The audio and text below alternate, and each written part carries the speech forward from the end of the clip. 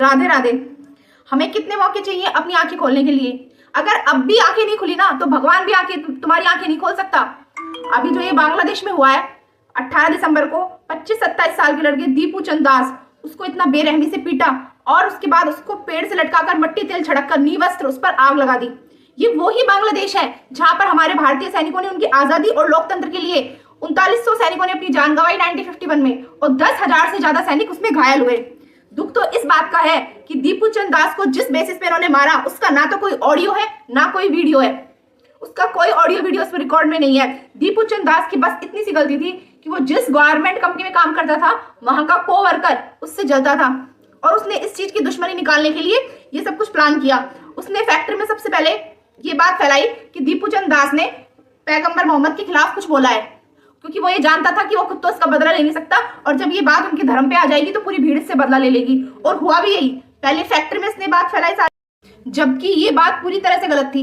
दीपू चंद दास ने सिर्फ इतना सा कहा था कि सभी धर्म बराबर है, सभी धर्मों का बराबर से सम्मान करना चाहिए, लेकिन नहीं, उन्हें तो सिर्फ एक धर्म से मतलब है और किसी चीज से मतलब ही नहीं है। दीपू चंद दास को पहले बांग्लादेश की पुलिस ने अरेस्ट किया, उससे पुलिस प्रोटेक्शन दी गई, लेकिन फिर अचानक से उसकी पुलिस प्रोटेक्शन हटा दी।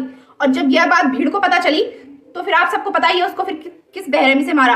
और सबसे बड़ी अफसोस की बात यह है कि जो उसके मर्डर में 7 लोग पकड़े गए उनमें से जो 2 लड़के थे वो सिर्फ 19 साल के थे।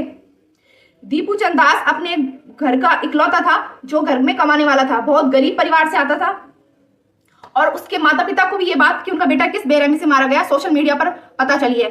सोशल मीडिया पर उन्होंने इसका मतलब वीडियो बनाकर भी डाला है इस चीज का सोशल मीडिया पर और अल्लाह अकबर के नारे लगाए हैं। और ये स्टेटमेंट मेरी खुद की नहीं है, ये स्टेटमेंट है बांग्लादेश की human right activist Taslima Nasreen की। उन्होंने खुद बताया है, ये मतलब वहां के लोग खुद बता रहे हैं इस चीज को। उसके बाद भी अगर तुम हिंदू, तुम्हारे अगर दिमाग पे अगर जू नहीं लगती ना तो तुम जिंदा ही क्यों हो? सुन ली खबर, पढ़ ली खबर, उसके बाद क्या उसके बाद सब शांत होकर बैठ जाएंगे? क्यों? बात कर लेंगे बस गंदे लोग हैं वो, सच में हम क्या कर सकते हैं यहाँ पे रह के?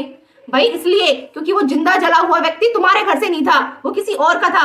अगर तुम्हारे घर में ये बात होती ना तो तुम ये चाहते कि पूरा समाज आके तुम्हारे साथ खड़ा हो जाए, लेकिन आज किसी दूसरे घर का है ना, इसलिए बस 4 बातें करके मतलब इतना भी नहीं है कि हम कुछ नहीं कर सकते तो हम मतलब जो कर रहा है उसको तो मतलब मोटिवेट करें, उसकी पोस्ट को हम आगे तक भेजें लोगों को।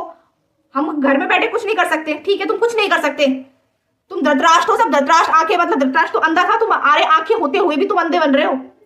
अरे कुछ नहीं कर सकते बैठ के, तो ये जो लोग पोस्ट कर रहे हैं इस चीज के खिलाफ आवाज उठा रहे हैं उनको तो कम से कम शेयर कर सकते हो, या नाचने गाने वाली वीडियो में ही बस अपना जिंदगी बर्बाद करनी है।